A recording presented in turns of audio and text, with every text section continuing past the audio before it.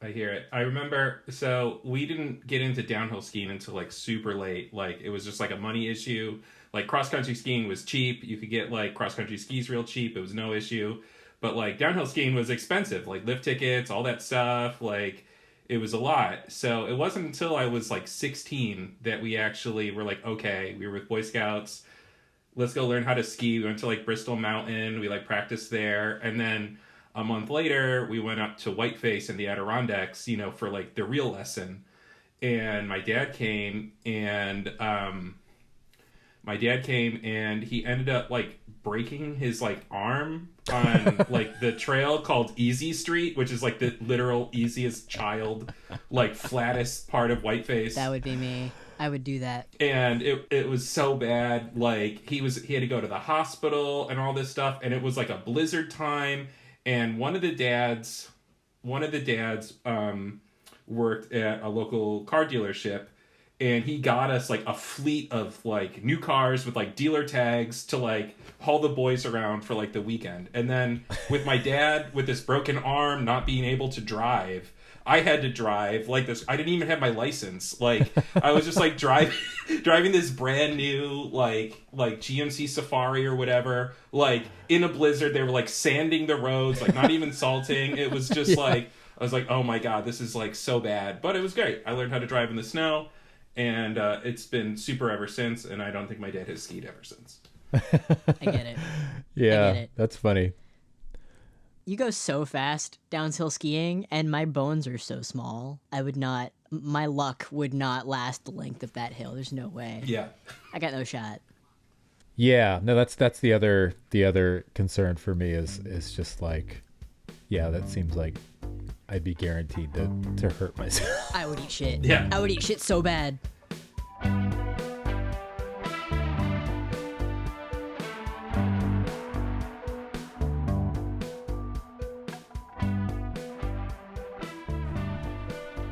All right. Anyway, should we introduce the pod? Let's introduce the pod. Yeah. This week's episode of Tired, the podcast. The car podcast. For people who understand that cars are bad, is brought to you by Shrek 2, the musical, presented by what is it? St. Francis Catholic High School. St. Francis Catholic High School in Traverse City. My name is Peter. I'm joined by my usual co-hosts Rory and Maddie, and today we have a special guest. Ba-ba-da-bum. Drum roll. Justin, is it okay if we use your last name? Yeah, you can do that. Yeah. Okay, it's Justin Schmidt, who is my friend. He is the co-founder of the Rochester-based, very loose-knit kind of car club.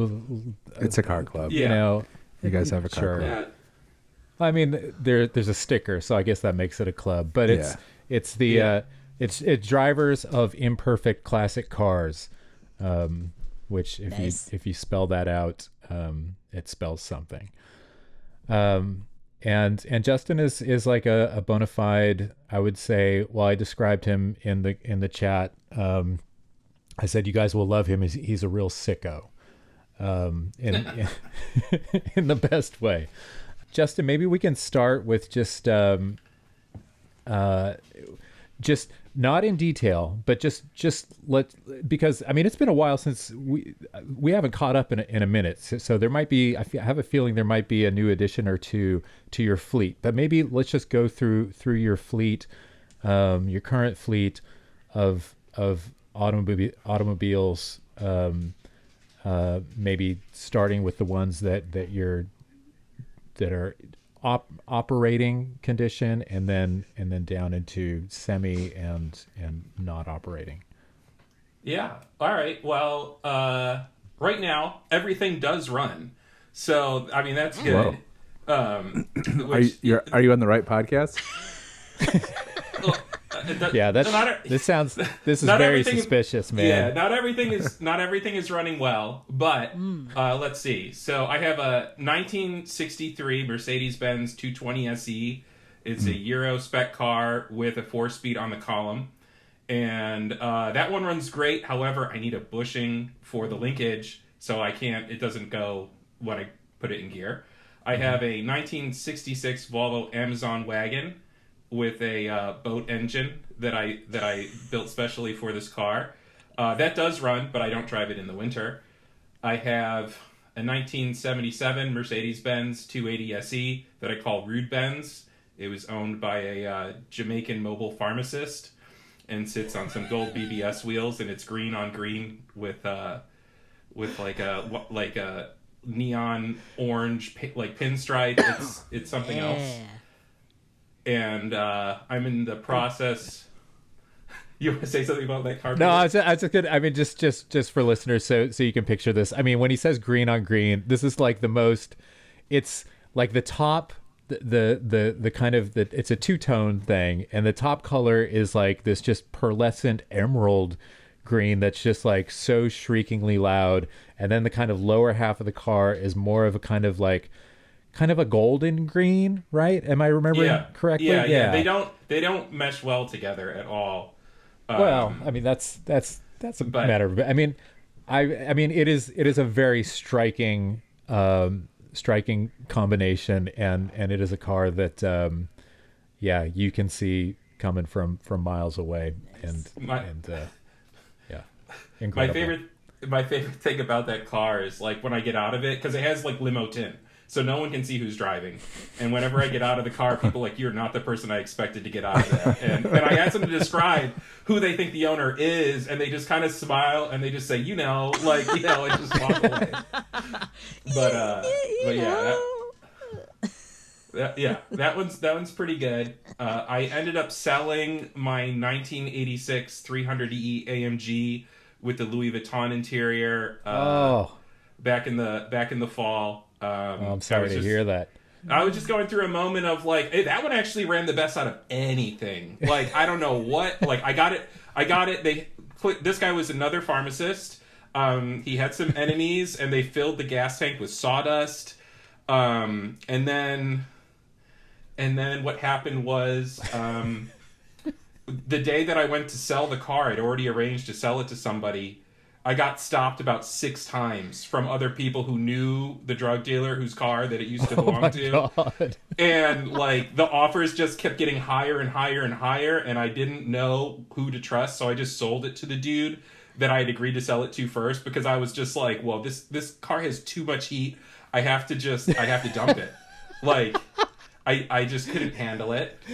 Okay. So describe the. I mean, because this was like a kind of a burgundy red on the outside, and then was the Louis Vuitton stuff all on the interior? Was the upholstery? headliner seats, like pillars all over the place. Damn. It had a real AMG kit. It had like 18-inch Lawrencer wheels for some reason. It was just like, they were chrome too. It was just totally wild. And I was just kind of going through a moment where I was like, I got to simplify my garage. I got too much stuff going on. And it's like, I have to let go of some things. Yeah. And so that was one of the things that I let go. I had a 72 280 SE 4.5 that I bought non-running in Beacon, New York, and I dragged back here. Like, the shop couldn't figure it out, and I ended up figuring it out in like 2 days. I drove it around for like a summer. It was like a sweet car. I ended up selling it to like a mutual friend who then like couldn't figure it out. It was like back to like where I had left, where I had purchased it, and he like pushed it off to someone else. I'm like, oh man, like bummer. It was kind of like a bummer. I have my 1996 Volvo wagon, which I've had the longest out of anything. And what had happened was in the summer, there's a zoo near my house. They do an activity called Zoo Brew, and somebody had torn my buffer off during Zoo Brew and like didn't leave a note or anything. And the 960, they didn't make a lot and it was hard to find a bumper. I ended up having to repair the original bumper. I put it back on. I had it parked in front of my house for 2 days, and then somebody tore the bumper off again, like parked in the exact same spot. I was just like totally devastated. And then I have a 2003 Dodge Ram 1500, which I use for work. That's been great. And then I have a 2007 9.5 wagon that I got from a friend. We did a barter deal last year, and I put like 14,000 miles on it. It's been super. It's been like one of the best cars I've ever owned. Sob man. After years of Volvo and Mercedes Benz. Yeah. One after another. Now you've tasted the forbidden fruit. It feels so wrong. I don't like front wheel drive, but I always have like a soft spot for Saabs, like, you know, and like it's a sweet car. Like, you know, even though it's not like a real Saab, it's a sweet car. And I was telling Peter earlier, my girlfriend has a 2014 Honda Civic, which should be the most reliable, like durable car, like on the planet Earth. And she was driving to work one day, and it just like stopped coming off of the off ramp, and she had broken one of her CVs, so I had to get trailered to the house. And I was like, all right, that's fine. You can just borrow my Saab until we figure it out. We got all the snow, all this stuff. It's been like 2 weeks, and she's been driving my Saab to work, like just holding it hostage. You know, oh, I love the heated seats. You know, I love the stereo. These cars are so comfortable. Oh, yeah. Like it's like a spa inside. I feel so relaxed. and I'm like, since when, in like what era, like does like a GM era Saab like succeed like a Honda Civic, which should be like a gold standard? Like it's like hilarious to me that this is the state that we're in right now. Yeah. Well, those generations of those I think like the one that Patricia had, my wife, was a Gen 8, I think, and then would that be the Generation 9, I feel, which was like kind of similar but even more cheaped out. Like I feel like that was kind of the Civic dip. There was this dip for kind of like the late aughts and early teens where those Civics were kind of like decontented and kind of cheap and shitty. And there were a bunch of times when our Civic would, you know, something would go wrong with it, and I'd just be like, what the fuck? How, you know, I mean, I remember being in Greenville and having a Saab that worked and a Peugeot that worked, and the fucking Civic was not running. Yeah. It's like, okay, what's wrong with this picture? Yeah, that's exactly where we are right now. And what's funny is like looking at like the CV axle, it's like the size of my pinky. Like it's super tiny. And the one on the Saab is like, it's like the same size as the one on my truck. You know, like it's like super beefy, like completely overdone. And I'm like, well, that's Saab. Like it's always something more, something extra. Yeah. But, well, I was similarly won over by my 9.5 experience. At least the first one was. I was always very suspicious of those cars. I didn't like any GM era Saab stuff, and when I finally, and that one just kind of fell into my lap, and when I started driving it, it was like, oh shit, this is nice. Yeah. It's just like it was so comfortable, so just such a great kind of like great around town, but really great on like long, just as like a big long haul bomber, you know. Oh yeah. Yeah. But yours is so yours is an 07 and it's an automatic. So with this particular car, part of the reason why my friend gave it up was he was convinced that something was wrong with it. He brought it to a shop. They did like a compression test, and you know, it wasn't like it wasn't like as new. It has like 160,000 miles, at least at this time. You know, and he's like, oh, compression was low on one of the cylinders. Like it's a ticking time bomb. And I was like, oh, okay. So he gave me the car with a spare engine, with a manual transmission from another car that we parted out in his condo community, which has like an HOA. So like I can like working together, we completely obliterated his driveway. Like it was around like Halloween time, like when we divorced the engine and transmission and transact, like everything. Like we just rolled it into his yard to get the car out of the way on like the skid, and like people were mad. He was getting letters like every single day. You have to get this thing out. So he held on to it a little bit after that, but then after he had this compression issue, he was like, oh, like, I'm going to cut you a deal on this car. Like, it's going to be okay, but I don't know for how long. So it's been like 14, almost 15,000 miles, and it's fine.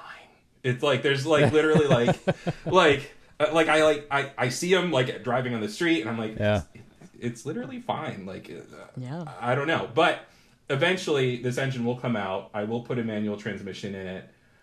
Just because I think, at least for the time, at least while parts are plentiful and gas is available, I think everything I should have should be manual. So that's on the block.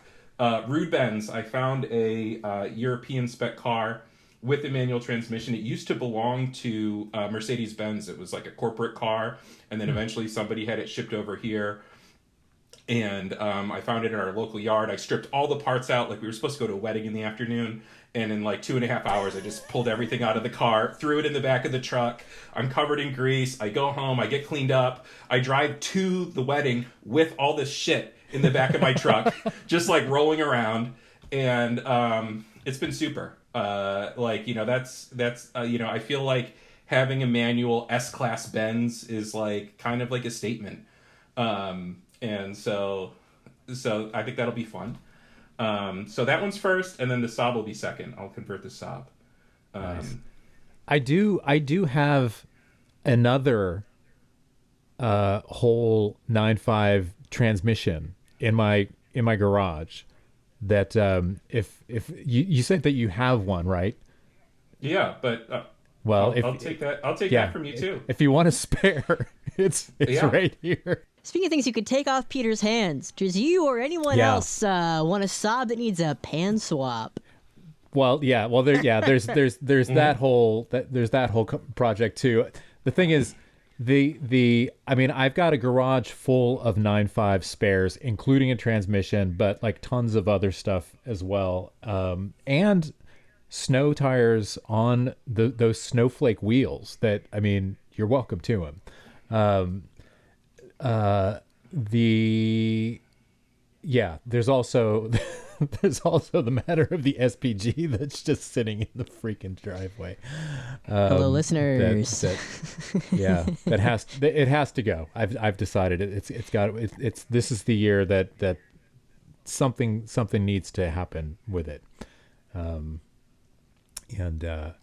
So that's on offer as well. Although I would think that you would be a complete lunatic to take that up. Well, it sounds like he's got some. It sounds like he's got the ability. Sounds like he's got some experience. It wouldn't be that hard. Just a kind of a quick. No. It's a very manageable project. It'll be. Yeah. Yeah. The thing is, between the two of you, if we got Rory and Justin together, I think that would be an afternoon's work just to buckle that up. Yeah. Easy peasy. Yeah. You want to make a Lemons team? Yeah. Let's just schedule some time and do it. So I don't know if so there's this event that Rory is involved with. Rory lives up in Traverse City, Michigan. And there's this hill climb that he helps put on once a year in when is it, September? Yeah, second week in September. Yeah. Empire Hill Climb, and Rory over the last year built this crazy Frankenlotta car for the hill climb. That's a Lotta that basically he stuffed a Subaru BRZ underneath. Nice. It's a little more involved than that. It's not quite that simple, but it was about that simple. I don't remember all the hard parts now have faded into my memory. Well, it's not like it's like you didn't just plop a Lotta body on top of a of a BRZ. Like you, No, that it's would have like- been it's- smarter. That would have been a lot it's easier. like subframes and I mean it's still mostly Lada. You just like jam some anyway. Yeah, I think it's mostly Lada. I think it's the body Yeah. is all Lada. Yeah. Yeah. But yeah, it's BRZ front and rear subframes mounted to the cage, and then it's a K24. So it actually is pretty simple. There's not that much to it. Not yet, but this year, when you put all the insane arrow Yeah. on it Well, it's- and go crush everyone. Right. Yes. Yes, But yeah, exactly. it feels like the that would be the natural destiny for the Saab would be something like that. either Lemons Racing or the nice thing about the hill climb is that it's just like it's no rules. It's complete free for all. Open, You just yeah. you can pretty much just bring whatever. Now, I mean, is an SPG though like really something? Like, are nice ones valuable? Like, would it be worth fixing? I mean, I Sort honestly of. don't know. I'm not a huge Saab guy. I mean, the thing is, like, no, nice ones are valuable. I mean, like, if I had when I bought mine in 2009, I deliberately sought out a shitty one because I was going to use it as a winter car. Like that was the Yeah. point. Like the idea with getting that car was that I had the Miata at the time, and the Miata was like I wanted to, and I had been driving the Miata in the winter for like I don't know, like 7 or 8 years at that point. And it was starting to rust a little bit. And it's just like, okay, I can't keep driving this in the winter. I need like a winter car to extend the life of that goes for race balloons again. I love it. Listen, I don't know. listeners. I don't know It what happened causes. again. Somebody, a listener, texted me and was like, "Hey, that balloon thing happens to me all the time too." It was like Is it's there not a my code hand. word? Are we setting it I've- off? Is it? Are we playing? Yeah. No, I like the idea that it's just your computer responding to something that we're talking about and being Yeah. like, yay, I like that idea. Yeah. Anyway, yeah. Preserve the Miata. Miata, yay. Yeah. But yeah, and so I deliberately bought like a car. I bought one knowing that I was going to be sacrificing it, to the rust gods, and I paid $2,500 for a 180,000 mile example. That was like it was fine. I mean it required work, but not like any more than you'd expect. But the thing is, and that car now is worthless, right? because it's just like completely, it's so rusted out. And but if I had bought like a nice one then and not driven it in the winter, and I probably wouldn't have paid much more than the $2,500 that I did in 2009. Maybe if I had gone crazy and spent like $4,000 and gotten like a really nice one, that car now would be knocking on like 20 grand. Well, I'm looking at Bring a Trailer now, and like the more recent SPG sales, I guess 2022, 2023, I'm seeing them in like the two of them are in 55,000, 57,000. Well, there were a couple of big ones. These are like there was one that brand new car, like perfect. Here's one for 33. And again, this is Bring a Trailer, so they're going to be a little bit inflated. But yeah, I mean, there's like it'd be tough to justify the work that's necessary. It's not like it's a 250 GTO. Well, that's the thing. I mean, to get it to the point where it would be worth $30,000, I would have to put $50,000 into it. I mean, it would just be like, the thing to do with that car is give it an honorable death by just turning it into a race car and throwing the rest of the shit away, throwing the interior away. That's just been taking up half of my garage for the last 4 years. but that is neither here nor there. But it could be extremely here. If Justin wants a little project, it could be extremely here and there. If we could, we could just drag it over to your place, and I'll come over and we can build a Lemon's car. There you go. Yeah, that'd be sweet. Teamwork. So I manage a bunch of properties, and I do like general contracting. So I have access to like all of these buildings, and so I have like 6 garage bays that I use as just like a stash spot for stuff. Yes. So the AMG was there for a little bit. Last month, my friend Larry, or our friend Larry, Peter and I, we got to get some Larry stories on the pod. Yeah. I feel like there you will have a lot of Larry content. But Larry was a friend of Brock Yates, and sick. He was profiled in let's see here, the June 1975 edition of Car and Driver, and they talked about Larry's Junkyard, which at the time was behind like the Eastman School of Music, the Rochester Philharmonic Orchestra, and Larry. I didn't know it was downtown. That's crazy. Well, one of them. So he had multiple shops, but this particular shop was right behind the Eastman School of Music, and then after he moved, it was declared a brownfield, and it couldn't be developed for like 40 years. And that wasn't his only shop that was like labeled a brownfield. Like there are multiple sites in downtown Rochester that are a brownfield that you can't build on. And this particular one was so bad that they couldn't dig down more than like 5 feet. So they had to just do like slab on grade, make the parking garage, and then like 12 feet up is the first floor. Like, oh my god! Like, I was gonna say, so is that where the parking garage is now? Yeah. So Wow. so if you no, it's near it. But like, if you're ever going to Chicken Out Rock in Rochester, across the way there's like these bougie apartments with you could see all the cars in the garage on the first floor. That's where Larry's first junkyard was, and he had like a couple of them that moved around. But yeah, so Larry he called me up one day and he's like, Justin, I got a great deal for you. I got this boat. I'd love to see you in it. I got this great boat. It's free, but you have to get it out. I'm like, Larry, we're supposed to get like 10 inches of snow. Like, it's not reasonable. Like, where is this boat? Oh, it's behind this rental property my sister owns, but you got to get it out right away. I'm like, Larry, like, I need more time than this, man. And then, and so I guess what had happened was the tenants had the boat.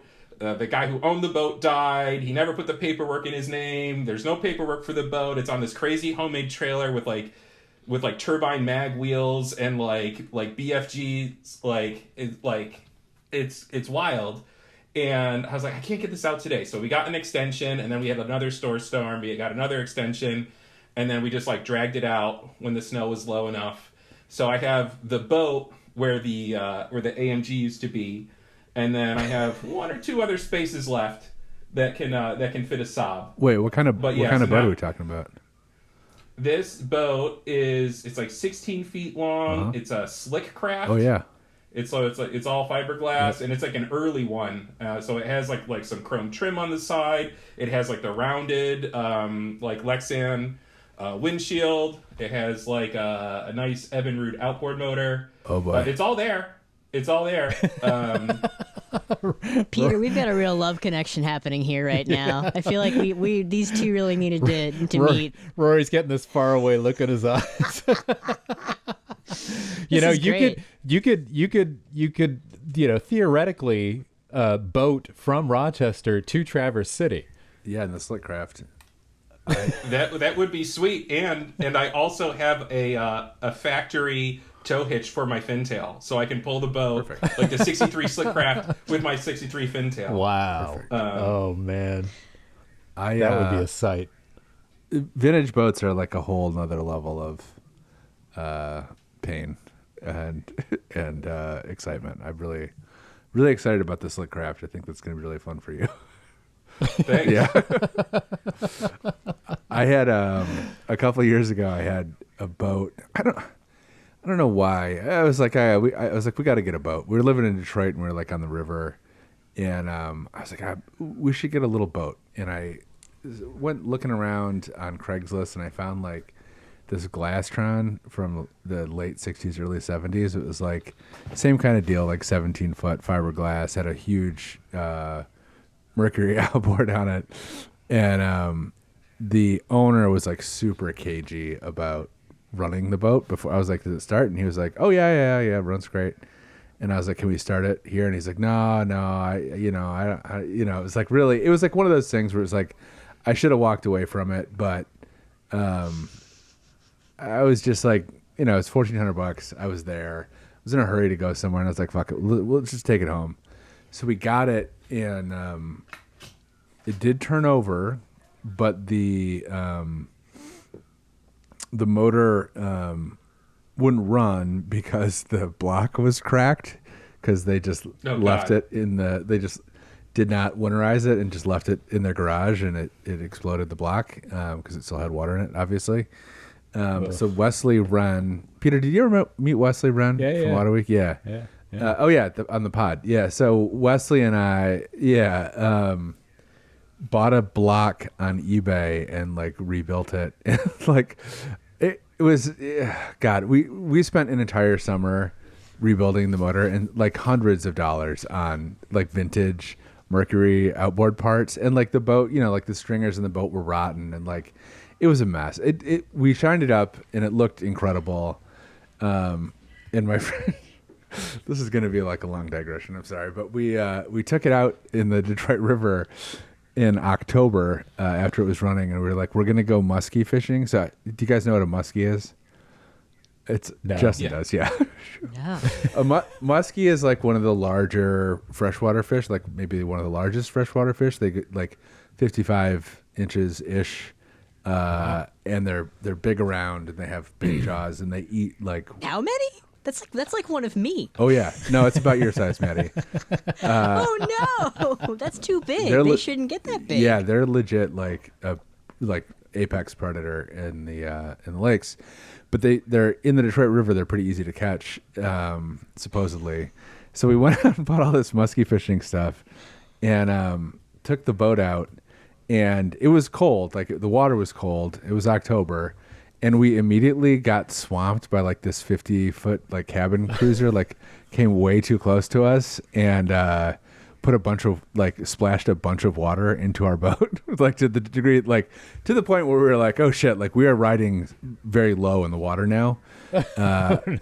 So we ended up, luckily I had installed a bilge pump. So we got most of the water out, and like, because some fuck up with the way that we rebuilt this motor, it was like drinking gasoline, like just so much gas. It was like super inefficient fuel wise. So we got like on the north side of Pesh Island, which is like this little island in the Detroit River, and ran out of gas. And so we're on the opposite side of the island, away from the river, and we were like floating downstream, and it was like. Eventually, like if we just like stay in the boat, like eventually we will probably run aground. Like the river will curve, and like we'll hit the outside edge of the river probably. But I decided, we had like a little electric trolling motor, and I decided to like try to Apollo 13 slingshot ourselves around the backside of the island. So like get in the draft of the island, so like the current wasn't as strong. And then like the trolling motor was so underpowered that you couldn't tell if the boat was moving, when you had to spit off the side of the boat and then watch your spit go away from you to make sure that you were actually moving. But we pointed the boat upriver and used, like I said, the brake in the current for the river behind the island to get upriver a little ways, and then just kind of aimed it where we thought the river would take us. And like there was boat traffic, there was a freighter at one point coming through, and it was like I can't move out of the way of the freighter. Like there's no, like we're going so slow that like if it hits us, it hits us, but there's nothing I can do. Like and the freighter obviously is not going to steer around us. And it was like, I mean, there was a good like 20 minutes where like we're going to get hit by this freighter. Like you could see it, miles away, obviously coming, and it's like we're tootling, we're going less than a mile per hour, and it was like we're gonna get fucking dunked by this giant boat. But we narrowly avoided the boat, and then were able to, over time, make it back into the slip with the slingshot. So the actual, like, our eyeball calculation of like how to get across the river directly while accounting for the drift of the river allowed us to make it back to the slip with the trolling motor. But I think, Justin, you should get that boat running. We should take it out. Yeah. That's the it's goal. So fun, and that's like a real, like, old car adventures are fun because you're like out there driving around, and like you can go to a lot of places, but the like risk factor, like the risk profiles, like, well, worst case scenario, probably the car is going to break down and you have to like go get a different car or get a ride or whatever. In a boat, like, you could really you could die like a lot. Like you could really like very easily like, and everybody too, like when they saw the shape of the boat that you'd cobbled together, they'd be like, well, yeah, I mean that like, yeah, of course. What did you think was going to happen? I feel like, Rory, every story that I heard involving that boat was just some variation of like, yeah, me and X were out on the boat drinking beers.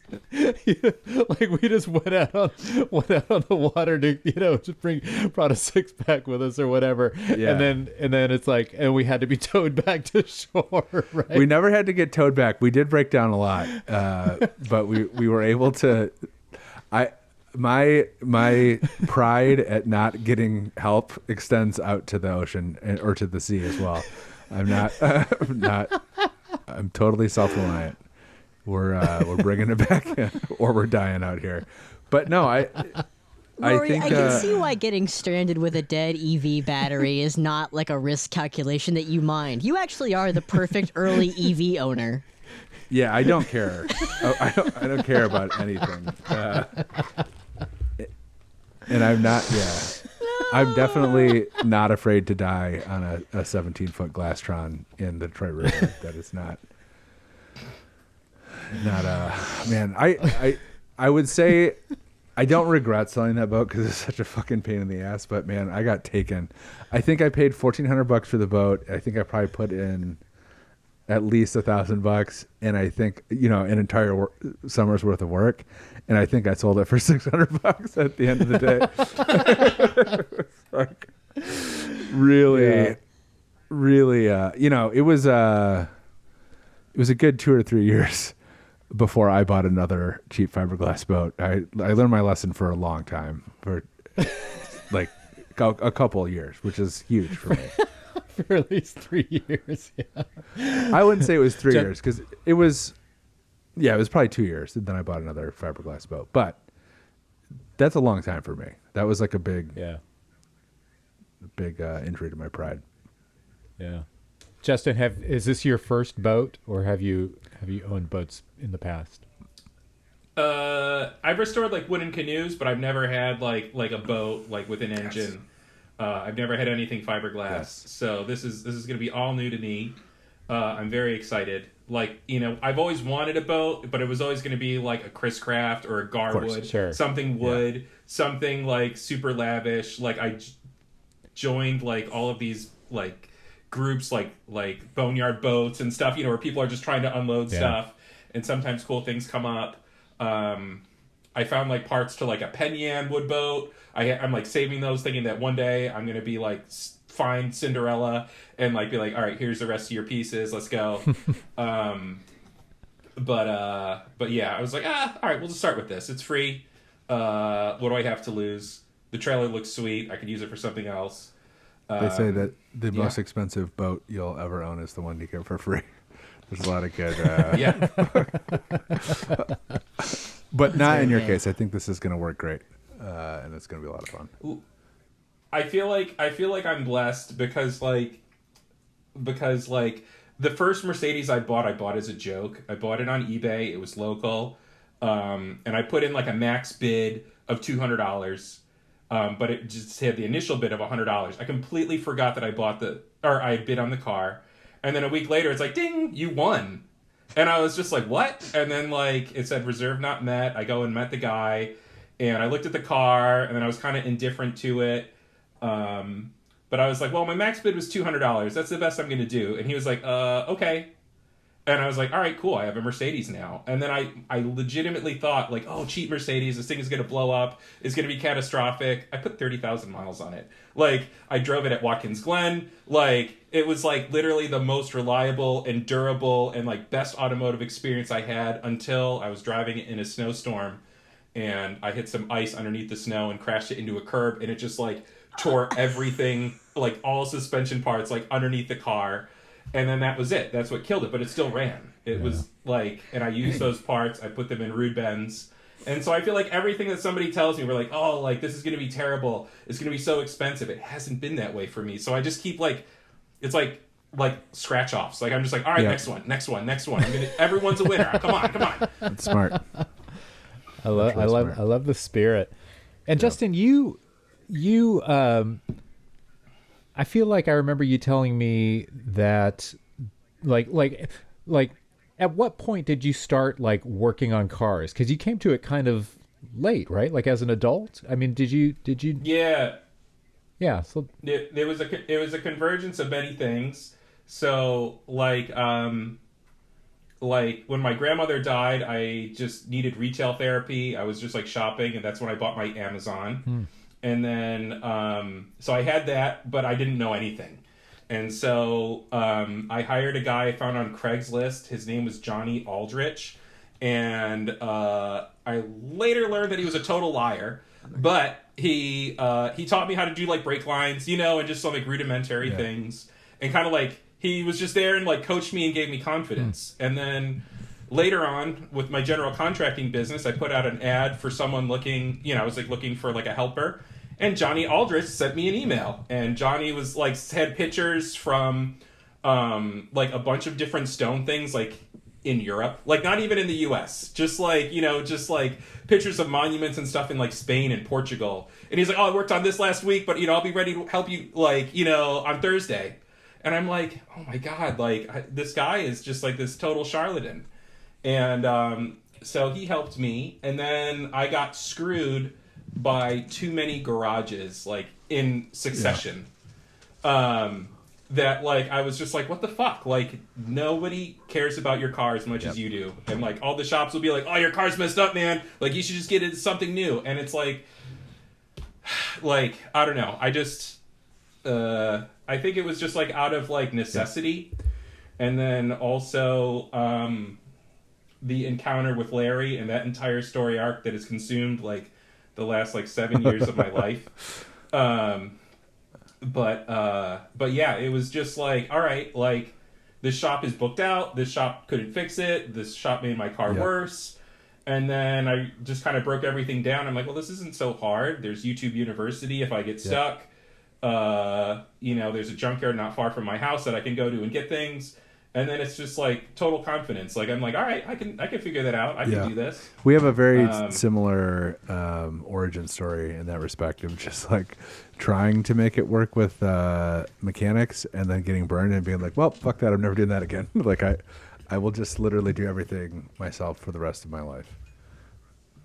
Yeah, which is like my favorite fail. Like this is probably like the last time I had to like use a mechanic. It was with my Volvo 960, and I had a leaky heater valve. And so I brought the car to the shop, and they put in a heater valve. And then I was driving on like a 6-lane road with no shoulder. And all of a sudden, like I just see the spray of coolant coming up. I see the temperature spike, and I was like near my brother's house. And so I like tried to like limp the car to my brother's house.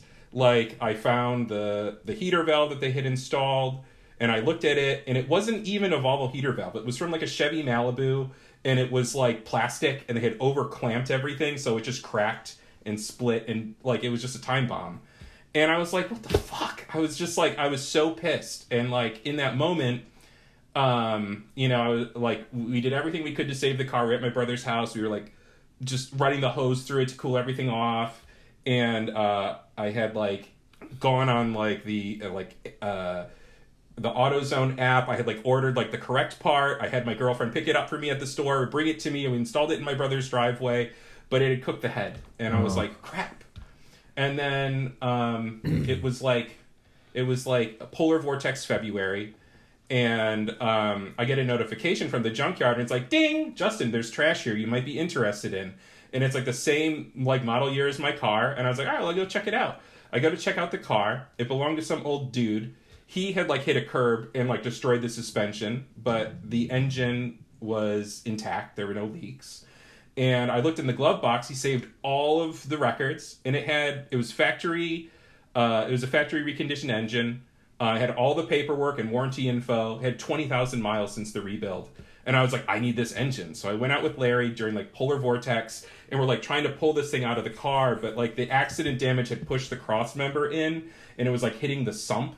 So they don't allow like sawzalls or angle grinders in the yard. Everything has to be mechanical. So like we're out there like in the snow rolling around with like sledgehammers like trying to bash this thing out. Like all of the bolts like that hold the cross member in are like completely like they're just everything is mangled. Like the only way to get through it is just by like forcing it out. And eventually like we pulled this whole thing out, and then I installed it in the car, and I was like, all right, well that was my first engine swap. I get this now. Like what's next? And like it's just been like leveling up ever since. Yeah, that's the way to do it. I think is just total necessity and not trusting anyone, not having any faith in anyone's ability to take care of your own stuff.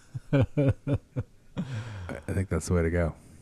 Back to the boat is the fiberglass, is it like dusty looking? Does it look like faded? Oh yeah, okay. Yeah. It needs a good polish. The most satisfying thing you'll ever do is cleaning that thing with a toilet bowl cleaner.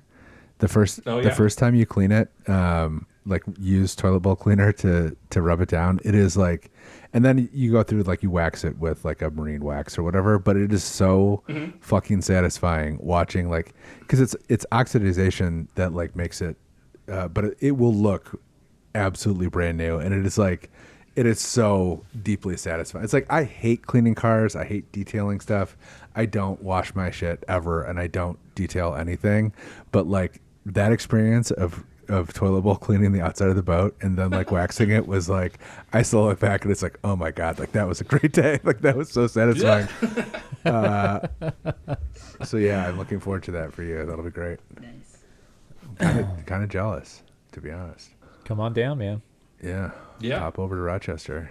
Bring your toilet bowl cleaner. I think actually, I get it. Go ahead. No, I was going to say, you can probably get that in Rochester. I bet.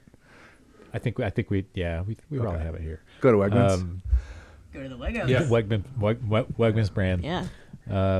Yeah, they won't let you buy any other kind. They got rid of the other ones, and it's all Wegmans brand. It's like that. Now I was gonna say, like, I remember being, like probably 10, 11, 12 years old when my mom had her. She had a 74 Ford Pinto wagon with slot mag wheels and it was bright orange. That was a car.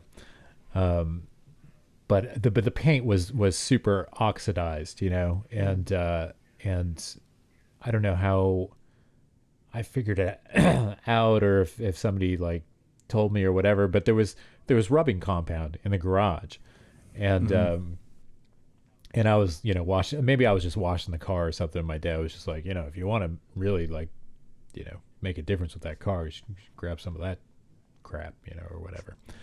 That's how he would say it. Oh yeah, okay.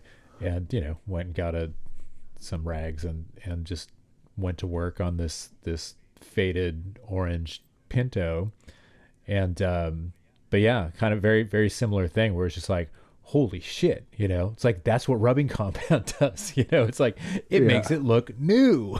And it's like, what had been this like pretty faded, oxidized orange is now just like screamingly bright. Looks like a 1974 California kitchen.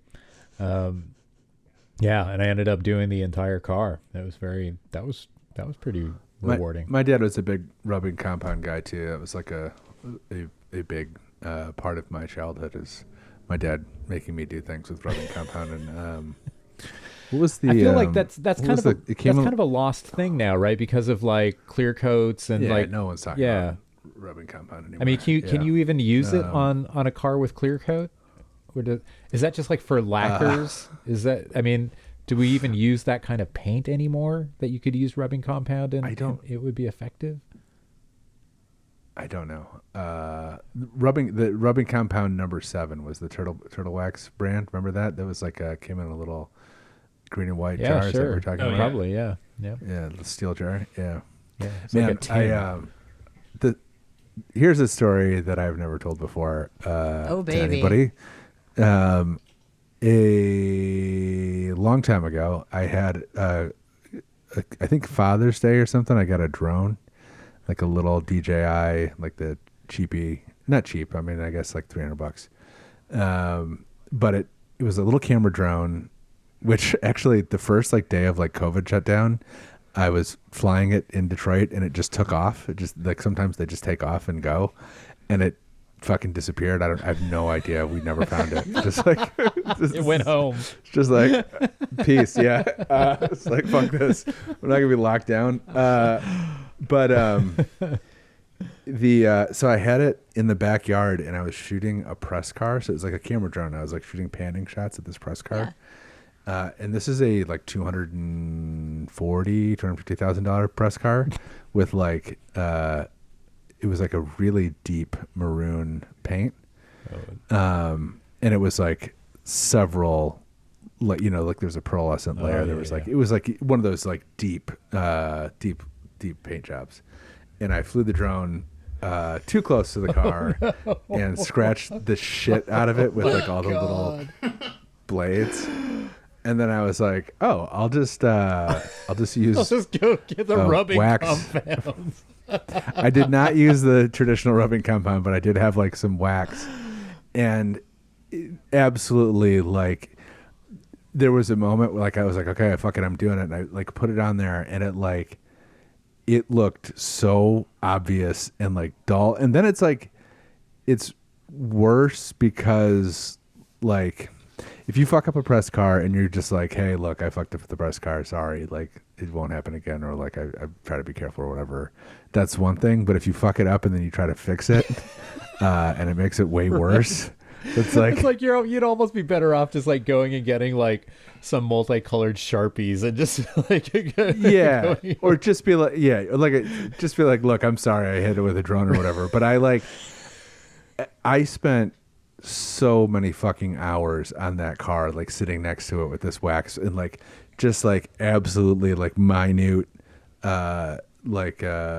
Q-tip applications trying to get this. And it like I did turn the car back in and I never heard anything about it, so like maybe nobody noticed. I like sometimes in those situations you hope that like somebody noticed, but there's like a couple of loans after, you know what I mean? Like you'll have the car and then like two people will have the car, right? And then somebody will notice, because it's like, well, I mean, could have been anybody, you know? Like it's like, or no, I mean the other play that you have is call them and just be like, hey, did you guys notice that there's some? I've done that before too. Yeah, I don't know if you guys saw this, but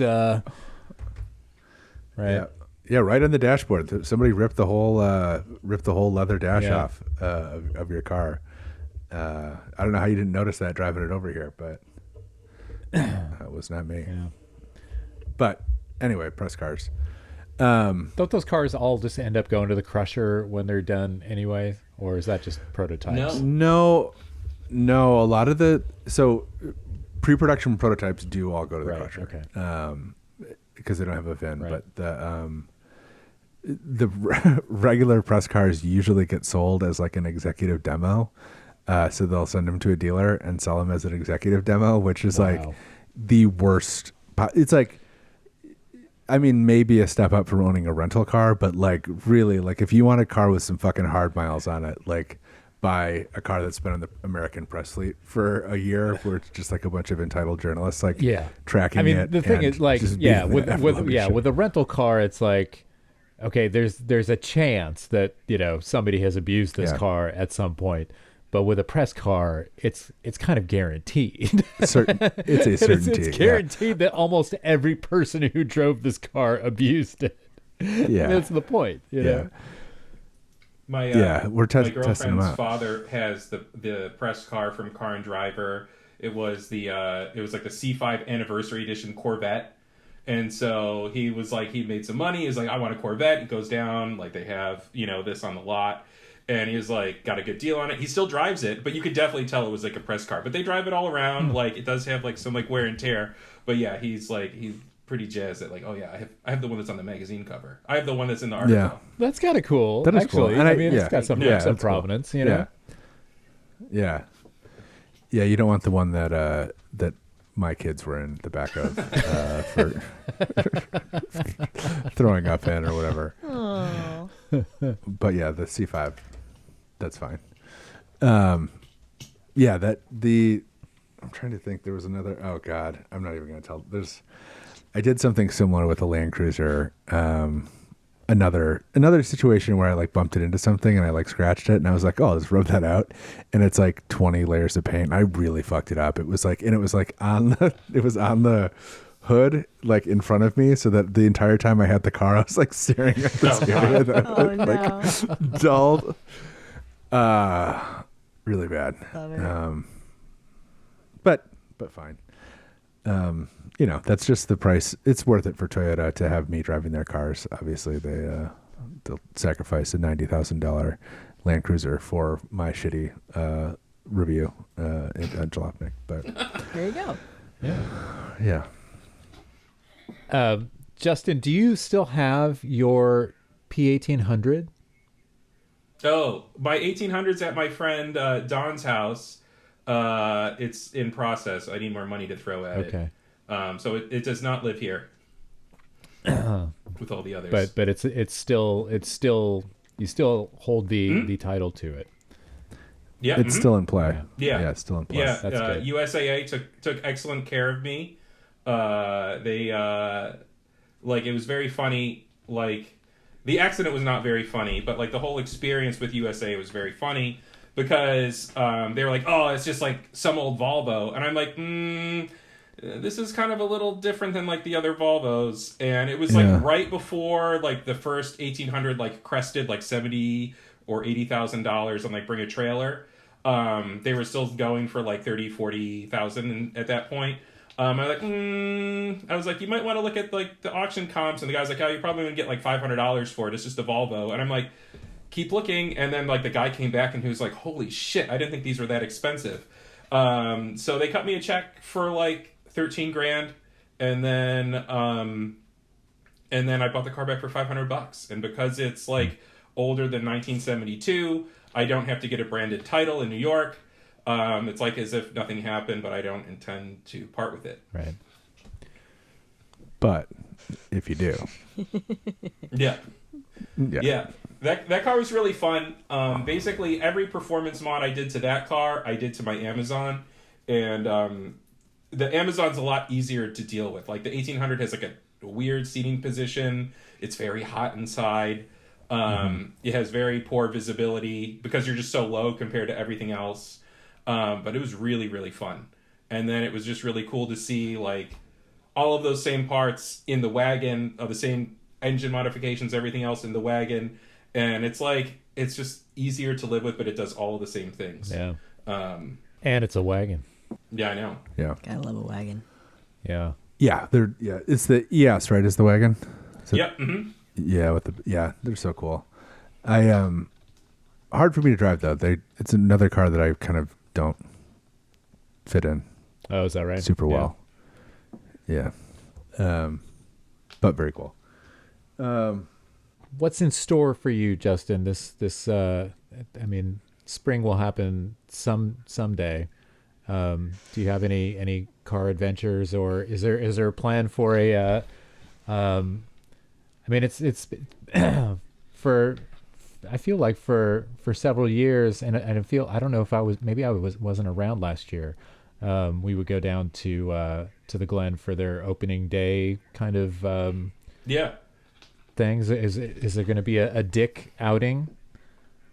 We tried to organize something last year, but like we couldn't get like enough people to go. It was just like kind of like a bad weekend for like, it just seemed like for everyone. But I want to go again this year. I definitely want to go. Every year I try to bring a different car. I don't know if this will be the year for the Saab or if it'll be the year for the Fintail. But we'll see. But yeah, there'll definitely be plans. I'll let you know. Cool. That's just like such like a fun experience. Yeah. Should roll up to the hill climb. That's what I'm saying. I think these guys probably will maybe come back. I would love to. I promise it will not be as wrenchy. Well, maybe it will be. Probably will be as wrenchy as it was not. It probably will not be engine out at 2 a.m. race day wrenchy, but it'll be pretty wrenchy. But I hope that doesn't happen again ever in my life. Yeah. No, there's we should do that again next year. Yeah, and you should come up, Justin. You would enjoy it, Justin. Yeah. It's a good time. Field trip. We had a blast. Yeah, it's a hoot. Yeah. Go ahead. I think that's all I got. That's an app. Yeah. Listeners, if you would like a Saab SPG that needs a pan swap, again, it's still available, as we've been saying since I think literally the first episode of this podcast. I think we got to put a price on it. I think like the thing with free stuff is like everybody assumes it's not valuable. You're right. But if you were to say this is a Saab 900 SPG, here are the options that it came with, or lack of options that it came with. Here's the provenance that we know. Here's all the documentation, and I need $500 for it. I bet it would move. I mean, the thing is, this is a celebrity-owned car, and it's been in a music video, and that's true. Yeah. It was driven by Fangio, right? Yeah. Juan Manuel Fangio drove this car, and pretty much, yeah. So yeah, it does have some pretty extensive rust. Kind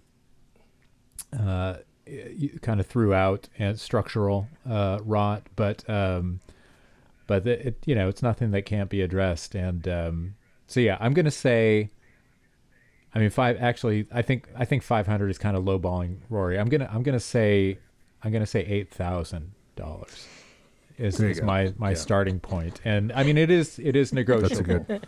So, but don't lowball me. Yeah. No lowballers. 8,000. Do you, Peter? Yeah. I know we're wrapping here, but do you remember when I sold when I sent Graham on a story to Scottsdale, Arizona, to the car auctions, and I told him he could buy a car, but he had to resell it at auction and make money, and he bought a Chrysler Sebring convertible. What? It's like a white.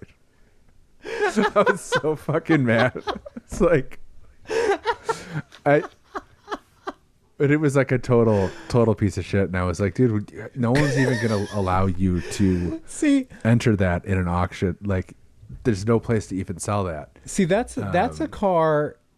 I kind of have a strange affection for those cars. Oh, same. Because I'm going to make the case for a Chrysler Sebring right now. Because there are no more 4-seat convertibles. Sorry, it was a LeBaron. Oh, a LeBaron. Sorry, it was a LeBaron convertible. Yeah. Sorry, okay. Go ahead. Well, now you've got kitsch factor, right? Because I mean, Yes. Is it like a K car LeBaron, or is it the kind of like later? Yes. Okay, a K LeBaron. Okay, so I mean, Yep. so those cars are 82. kitschy. I'm talking about like the 2000s era Sebring, right? So it's still got the kind of remnants of the kind of cab forward design from like the Chrysler LH cars. But it's just like, I mean, it's a car that, like, if you rented a convertible in 2002, that's what you would get, right? Like, like maybe you would luck out and get a Mustang, Yeah. but more typically it's going to be Chrysler Sebring.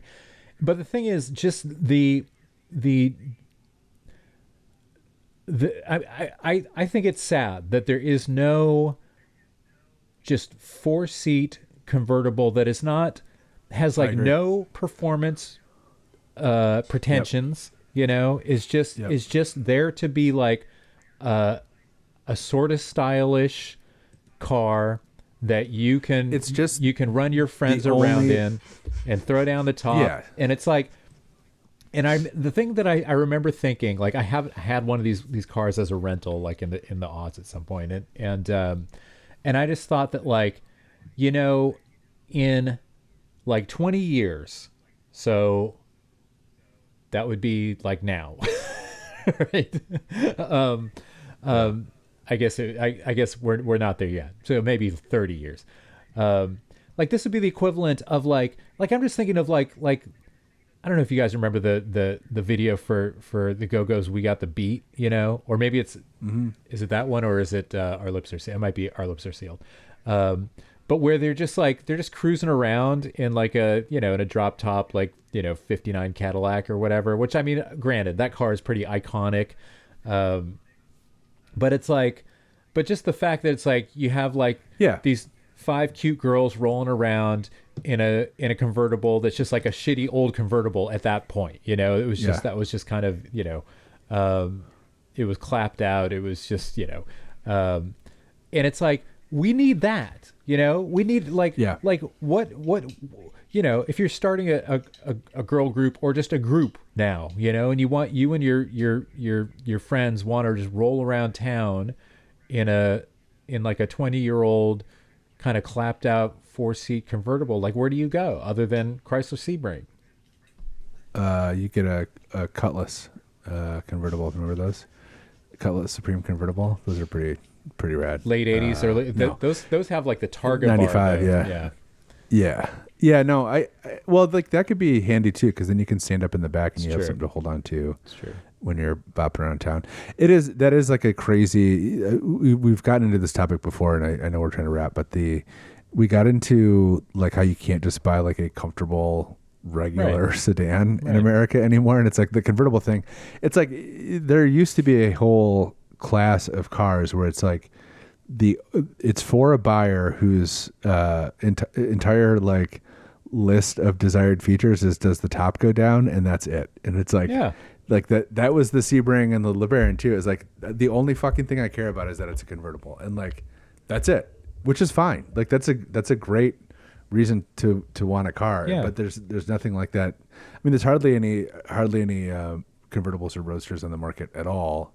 Nothing cheap except the Miata, and there's not like that experience of like 50s Cadillac or Buick or whatever convertible, Chevy convertible with like 4 people in it driving at night is like one of the all-time awesome, like best car experiences you can have. Totally unavailable. There's like there's no way to experience that for the new Go-Go's or whatever. It's a real heartbreaker, real bummer. That's my pitch. We should get in the business, start building cars. No time like the present. Yeah. No? All right. I was glad to see Mr. Kozak's attempt at flipping went well. Success. He made $160, I think. Is that right? 128 almost. Big day for Mr. Packard. Good stuff. Great voice for radio. Pops on like, no, well, you're forgetting I have the other Packard. It's like really so good. Really miss Graham. He's what's he up to? He works at RM, Sotheby's. He's really? He writes auction descriptions and does research and stuff. So I think I saw him once when I worked there. I know I saw him once, and we got entirely too drunk together at the Portola Plaza Hotel in Monterey. But he's got kids now. He's settled down. He's out of the automotive journalism game, but miss his voice and his fucking goofy car taste. But Get him on the pod RIP. for some Please. Yeah, we should. Packard talk. That voice needs to be on radio. It's important. People That need would be it. funny. We should do it. Speaking of radio, Justin, are you still doing your radio show? Yes, Justin, do you want to plug your Wayo show? Yeah, sure. My show's called Obsolete Transmissions. It's we just did episode 390. Damn. Nice. And it's all like cold wave, dark wave electronic music that like I've collected from like music blogs, or I ripped from like cassettes or 7-inches. Like I try to play things that like generally that like not even has like appeared like reissued through like Dark Entries or Mineral Wave. Like I try to find things that are like really like offbeat or like obscure. Justin, do you know about any like early aughts darkwave out of Japan, like early to mid aughts stuff that came out of like MIDI-net type people, or like anything connected to that scene? I'm not connected to it, but I have like listened to it. Like I have like found like, you know, like a YouTube video where like people just like, you know, it's just like an hour block of just like MP3s in a row. And that's what I play in my garage. Like I have like a computer in the garage so I can look stuff up. And that's like the kind of stuff that's just like playing there like 24/7 to keep the squirrels out. I was like big into VK in the mid aughts, but like I really liked the darkwave stuff. Like I had those two Schwarstein CDs that they put out, but like you couldn't get like the more obscure stuff because you had to like PayPal someone, and then you had to have someone in Japan with a mailing address to get it. Oh yeah. Oh God, I love that shit. I'm gonna be listening to your show because even though Peter doesn't have his show on Wayo anymore, I am still a monthly donor. So now I'm glad I'm supporting something on there that is exciting to me. So yeah, nice. I do it Saturdays 6 to 7 p.m. Yes, awesome. Sweet. Very cool. Listeners, please go and check out, if you're not already aware of Wayo 104.3 Rochester. Get in there. They've got all the stuff streaming online. You can listen to Justin's show. Hell yeah. Cool. Justin, can we get you to do a sign off? Say, Oh, yeah. stay tired. Yeah, stay tired. Nice. Yeah, Stay tired, everybody at home. Thanks, friends. Stay tired. Bye. Bye. We'll be back soon.